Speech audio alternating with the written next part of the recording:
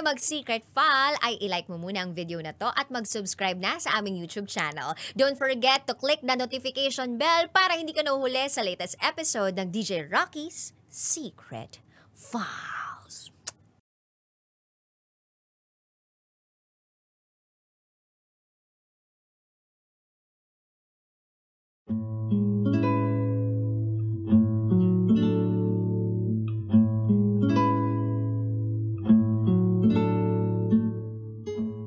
And now, it's time for DJ Rocky's Secret Files.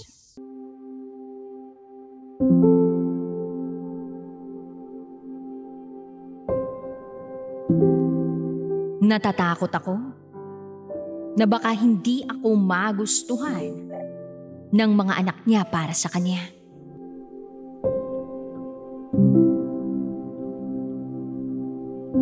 Hi DJ Rocky. Isa ako sa mga avid listeners ng iyong programa na Secret File. Itago mo na lang ako sa pangalang Erin, 39 years old. At ito, ang aking secret file.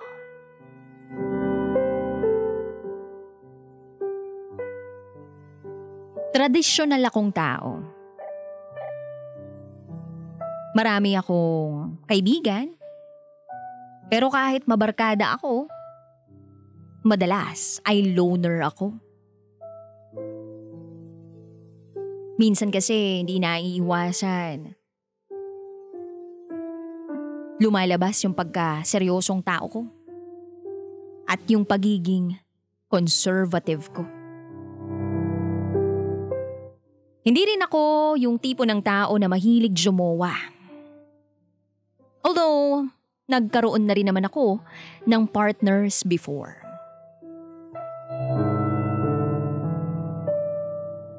Sanay na ako sa pagiging mag-isa at independent. Nang subukan kong lumuwas sa city para lang mag-unwind at para kahit papano ay makalabas sa mundo na kinasanayan ko. Marami na palang nagbago. Nasanay kasi ako na puro trabaho at bahay lang. Isang araw nagpunta ako sa isang coffee shop sa mall. Wala nang available na table sa coffee shop. Meron ako nakitang isang babae na mag-isang nakaupo sa isang table na may available na silya. Tinanong ko siya kung may kasama ba siya at kung pupwede ba akong makiupo sa bakanting silya sa table niya. Itago na lang natin siya sa pangalang Des, 42 years old. Sinagot naman ako ni Des na bakante ang upuan. Okay lang daw sa kanya na umupo ako roon. Hindi nagtagal, nagkwentuhan na rin kami. Parehas naman kasi kaming walang kasama that time. Gandang-ganda ako sa kanya. Tuwang-tuwa ako sa kanya. But at the same time, nahihiya rin. Kasi hindi naman ako sanay na makipag-usap sa taong hindi ko kilala. Pero alam mo DJ Rocky, hindi ko ma-explain ang nararamdaman ko that time. Para akong tensyonado, nahiyang-hiya, na gustong-gusto siyang makausap. Mabait kasi siya at nakakaaliw kausap.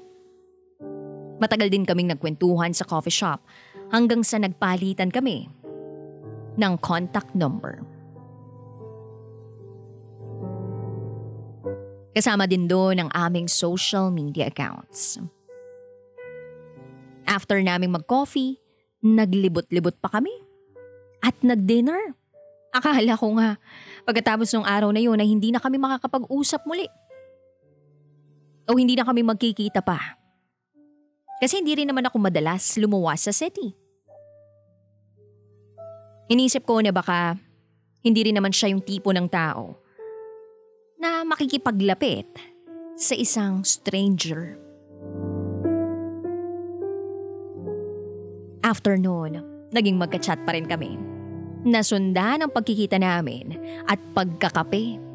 Masaya ako every time na nakakasama ko siyang magkape. Pakiramdam ko, yung mga bagay na hindi ko nasasabi sa pamilya ko at sa mga kaibigan ko ay nasasabi ko sa kanya. Twice a week, nagkikita kami. May endearment na rin kami sa isa't isa. Pag hindi siya nagchat-chat, namimiss ko siya. Isang beses, yayaan kaming mag-bar.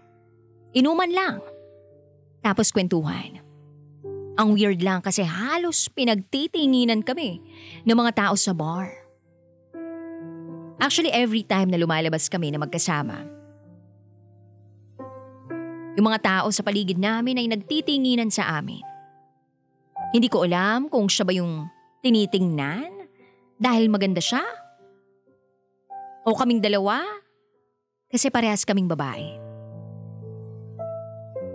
At close na close kami. After naming mag-bar, nag-check-in lang kami kasi late na yun at baka delikado na umuwi. Hindi naman kami lasing noon kasi konti lang ang nainom namin. More on kwentuhan lang. At nung gabing yun, kahit wala kaming label, ay may ginawa kaming isang bagay na ginagawa ng dalawang taong may label. May nangyari sa amin. Mahal na mahal namin ang isa't isa.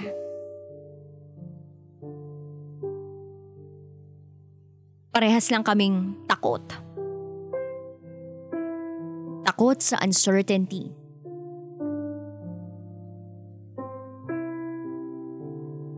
Kung kumilos kami, parang matagal na kaming magkarelasyon. Kaya di bali ng walang label. Ang mahalaga nagkakaintindihan kami. Akala ko pagkatapos mangyari yun, maiilang na kami sa isa't isa. Pero parang mas naging malapit kami sa isa't isa. Then sumunod na pagkikita namin, ay ipinakilala na niya ako sa pamilya niya bilang partner niya.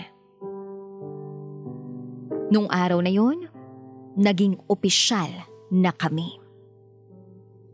May konti mang takot sa puso ko na baka hindi ako magustuhan ng parents niya o ng pamilya niya. Pero nilakasan ko na lang ang loob ko. Humaharap naman ako bilang tao. At nandun naman ang respeto ko sa pamilya niya. Nung nakilala ko na ang parents niya, wala naman silang negative remarks tungkol sa akin. Siguro nasa punto sila na gusto rin nila akong kilalanin. Maayos naman ang nagiging pakikitungo sa akin ng pamilya niya. Every weekend pumupunta ako sa bahay nila. Single mom siya. May 2 anak.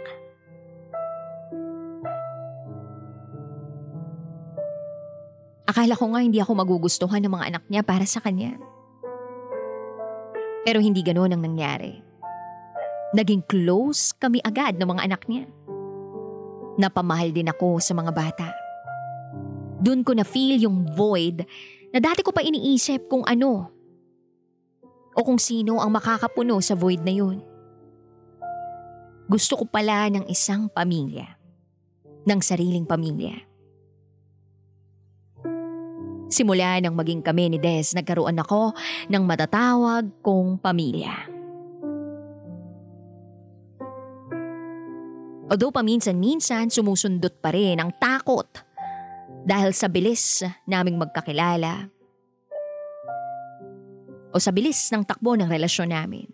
na baka nabibigla lang kami pareho at mag-break lang kami sooner or later. Lalo na kapag nakita na namin ang bad sides ng isa't isa.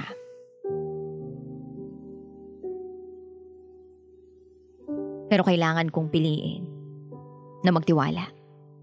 Hindi na namin namalayan na 6 na buwan na kaming nagsasama. Nagkaroon na rin kami ng mga pag-aaway, pero kahit nag-aaway kami, hindi namin ito ipinaririnig sa mga bata o sa kung sino mang miyembro ng pamilya niya. Kami mismo ang umaayos. Fast forward, kumontak ang ex-girlfriend niya sa mga magulang niya at nagsabi ito na uuwi. Gusto raw nitong makausap si Dez. Hindi ko alam kung anong mararamdaman ko. Magsiselos ba ako, malulungkot ako, o matatakot? Baka kasi pag nagkita sila, iwanan niya ako. Sabi ni Des, uuwi daw siya ng probinsya nila nang hindi siya masundan ng kanyang ex. Pinayagan ko siya. Pero iniisip ko na baka pagbalik niya, magkita sila. Pagdating niya sa probinsya, nag-uusap naman kami kahit mahina ang signal. Dan isang araw sabi niya, kung gusto ko raw sumunod doon, ay pumunta na lang ako. Hindi ako nagsayang ng panahon, DJ Rocky. Nag-book agad ako ng flight at sumunod ako sa kanya. Yung ilang mga kamag-anak niya ay nandoon. Maayos ang pagtanggap nila sa akin. Masaya ako pero kahit papano'y nalulungkot ako. Nandun yung takot na kapag nagkita sila ng ex niya, magbalikan sila. Then pagbalik namin ng Manila, nag-chat yung ex niya. Pupunta raw ang ex niya sa bahay nila. Aharapin niya raw ito. Ang hirap ibigay nun. Pero pinili kong magtiwala sa kanya. Naisip ko kung magbabago man ang damdamin niya pag nagkita sila, ay i-ready ko na lang ang sarili ko. At dumating na nga yung araw na yun. Sinabi niya sa ex niya na meron ng ako sa buhay niya at wala na siyang babalikan. Sinoli ni Dez ang lahat ng naiwan na gamit ng ex niya.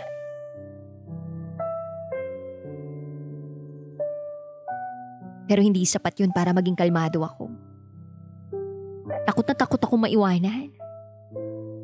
6 months pa lang kami magkarelasyon. Samantalang ako, sobrang mahal na mahal ko si Dez at kaya kong iwanan ng lahat para sa kanya.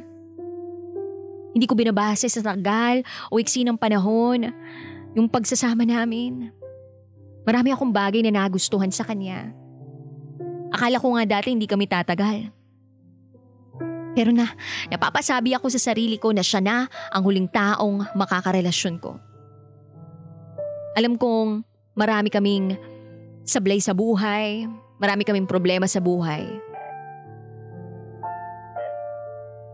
Pero alam naming maiintindihan namin at lagi naming pipiliin ang isa't isa.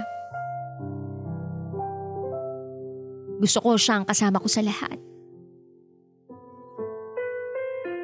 Sa kasiyahan, sa kalungkutan, sa success at failures ng buhay ko. Ngayon, 8 buwan na kaming magkarelasyon. Marami kaming pagkakaiba, marami kaming natutuklasan sa isa't isa. Pero pipiliin pa rin namin ang isa't isa.